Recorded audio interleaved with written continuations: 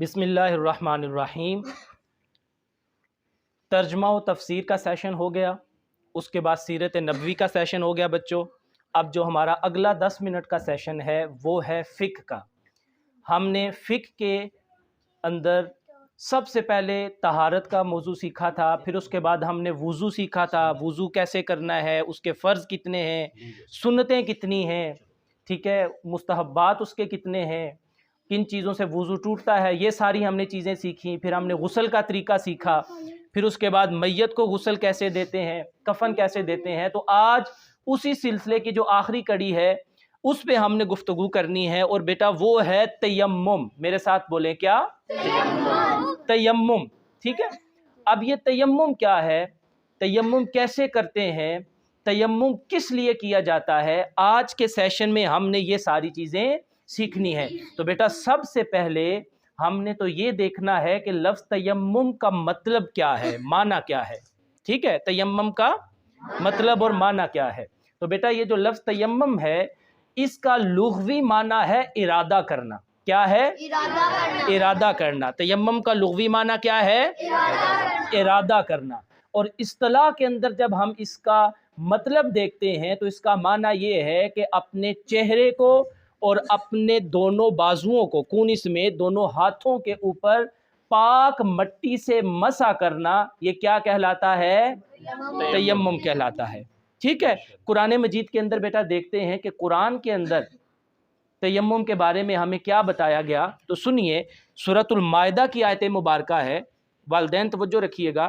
اللہ رب العزت فرما رہے ہیں وَإِن كُنتُم مَرْضَىٰ، اور اگر تم میں سے کوئی بیمار ہو جائے، او علی سفر، یا مسافر ہو، او جاء احد منکم من الغائط، یا کوئی رفع حاجت سے فارغ ہوا ہو، واش روم جاتے ہیں رفع حاجت، اس سے فارغ ہوا ہو، او لامستم النساء، یا تم نے عورتوں سے قربت اختیار کی ہو، فلم تجدوا ماء، اور پھر تمہیں پانی میسر نہ ہو، پھر تمہیں پانی میسر نہ ہو، فتیمموا صعیدا طیبا، پس تم پاک مٹی سے تیمم کر لو، پاک مٹی سے تیمم کر لو، فامسحوا بوجوہکم وایدیکم من، اپنے چہروں اور ہاتھوں کو اس مٹی سے کیا کرنا ہے؟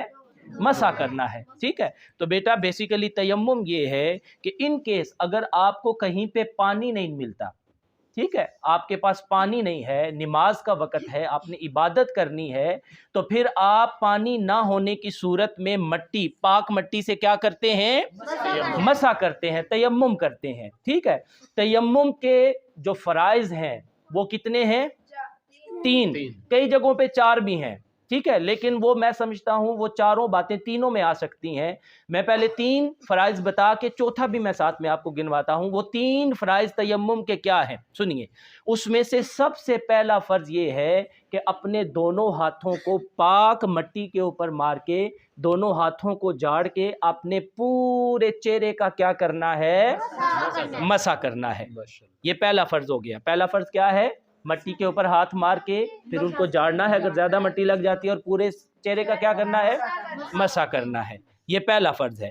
دوسرا فرض یہ ہے کہ دوبارہ مٹی کے اوپر ہاتھ مار کے، ٹھیک ہے، پھر آپ نے اس کو جاڑ کے، اگر زیادہ مٹی لگ جاتی ہے تو آپ نے اپنے دونوں بازوؤں کا کونی سمیت مسح کرنا ہے۔ یہ دوسرا فرض ہو گیا، ٹھیک ہے۔ اب تیسرا فرض ہے نیت کرنا۔ تیسرا فرض کیا ہے؟ نیت کرنا۔ بیٹا تیمم کے اندر دیکھیں نیت کو اس کے فرض کا حصہ بنا دیا۔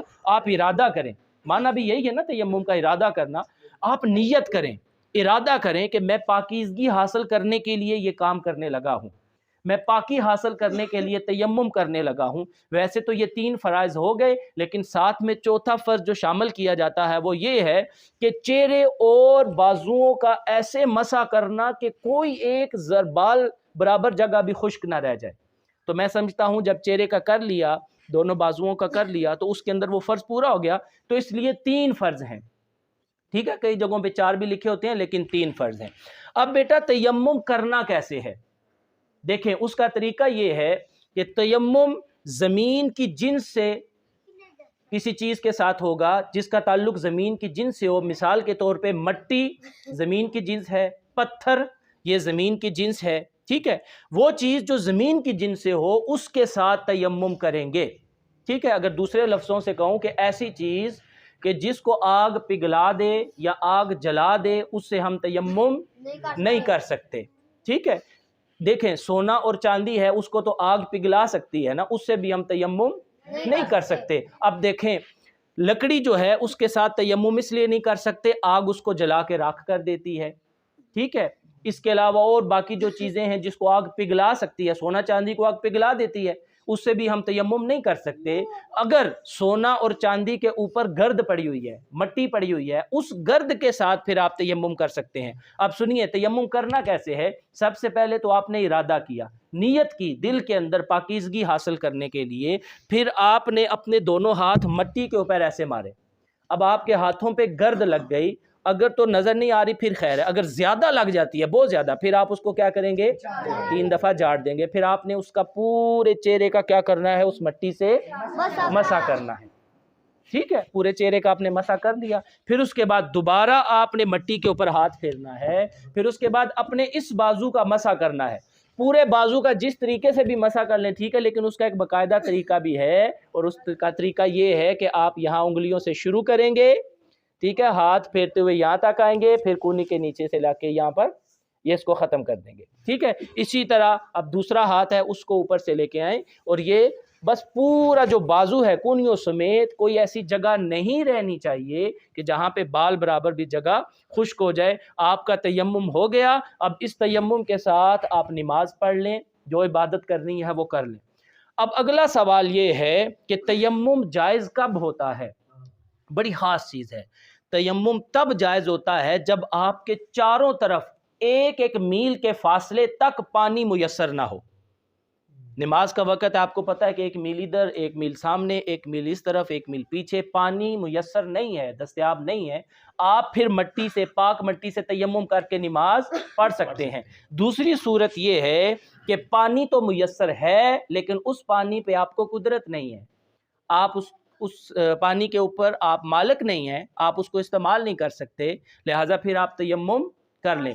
تیسرا یہ ہے کہ پانی بھی میسر ہے اور اس پانی پہ آپ کو قدرت بھی حاصل ہے، لیکن وہ پانی استعمال کے قابل ہی نہیں ہے، جوڑ کا پانی ہے، نالی کا پانی ہے، گندا پانی ہے، اس میں گند پڑا ہوا ہے، آپ اسے وضو تو نہیں کر سکتے، لہٰذا پھر آپ اس صورت میں کیا کریں گے، تیمم کریں گے۔ اچھا، اس کے بعد اگلی صورت یہ ہے کہ پانی بھی میسر ہے، اس پہ آپ کو قدرت بھی ہے، لیکن اور استعمال کے قابل بھی ہے، لیکن تھوڑا ہے، آپ اس سے پورا وضو نہیں کر سکتے، یہاں ہاتھ دھو لیں گے چہرے تک ختم ہو جائے گا، ٹھیک ہے۔ اگر آپ کو پیاس لگی ہے تو آپ اس کو پی لیں، پھر آپ تیمم کر کے نماز پڑھ سکتے ہیں۔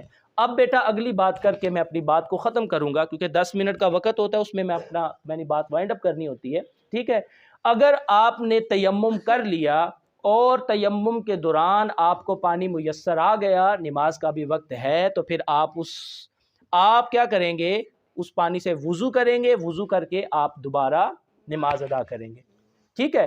اچھا، یہاں پہ ایک اور میں بڑی خاص چیز بتانے لگا ہوں، آجی نیف صاحب، غیر ولی جو ہے، جو میت کا رشتہ دار نہیں ہے، نماز جنازہ کے لیے ہمارے گاؤں کے باہر سے لوگ آتے ہیں نا، دور دور سے نماز جنازہ کے لیے پہنچتے ہیں، وہ نماز جنازہ کھڑا ہو گیا ہے، اس کا وضو نہیں ہے، غیر ولی پانی بے شک میسر ہے، غیر ولی تیمم کر کے نماز جنازہ میں شامل ہو جائے، دیوار کے اوپر کر لے، کہیں پہ بھی ہے، گاڑی کے بونٹ پہ وہ مٹی پڑی ہے، وہیں سے جلدی سے تیمم کرے غیر ولی اور نماز جنازہ میں شامل ہو جائے، یہ اس کے لیے اجازت ہے۔ اور یہ غیر ولی میں بار بار کہہ رہا ہوں، ولی نہیں جو اس کے رشتہ دار جو اپنے ہیں وہ نہیں، ٹھیک ہے۔ غیر ولی اور غیر ولی میں فرق یہ ہے، ولی جو ہوتے ہیں وہ اپنے والدین ہیں، بہن بھائی ہیں، جو قریبی رشتہ دار ہیں، جو میت کے ہیں، جو اس کے پاس ہی موجود ہیں، وہ نہیں کہ اپنی مصروفیت کی وجہ سے وہ نہیں کر سکتے، نہیں، وہ انہوں نے کرنا ہے۔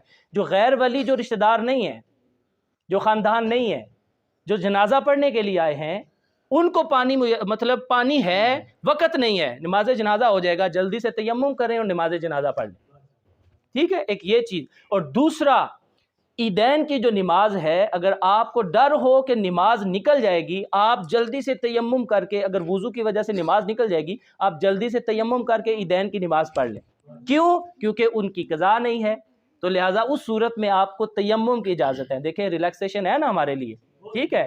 نماز جنازہ میں بعض اوقات ہوتا ہے پتہ ہے وضو نہیں کیا، نماز جنازہ کھڑا ہوگا، اب کیا کروں؟ تو دیکھیں کتنی ریلیکسیشن ہے کہ آپ تیمم کر کے نماز جنازہ پڑھ لیں۔ تو بیٹا یہ جو باتیں تھیں یہ مین تھی، اب اس میں اور بھی بہت ساری چیزیں ہیں تیمم کے حوالے سے، کب تک رہتا ہے، کتنا جو ہے نا کب ٹوٹ جاتا ہے، ٹھیک ہے، ایک تیمم کے ساتھ آپ ایک نماز پڑھ سکتے ہیں جب تک اس کا وقت نہیں ختم ہوتا، نوافل ادا کر سکتے ہیں، دوسری نماز کے لیے نیا تیمم کرنا پڑے گا، ٹھیک ہے۔ آگے یہ اس کے بہت ساری پھر چیزیں ہیں، لیکن میں اپنی گفتگو کو یہیں پہ ختم کرتا ہوں، ٹھیک ہے۔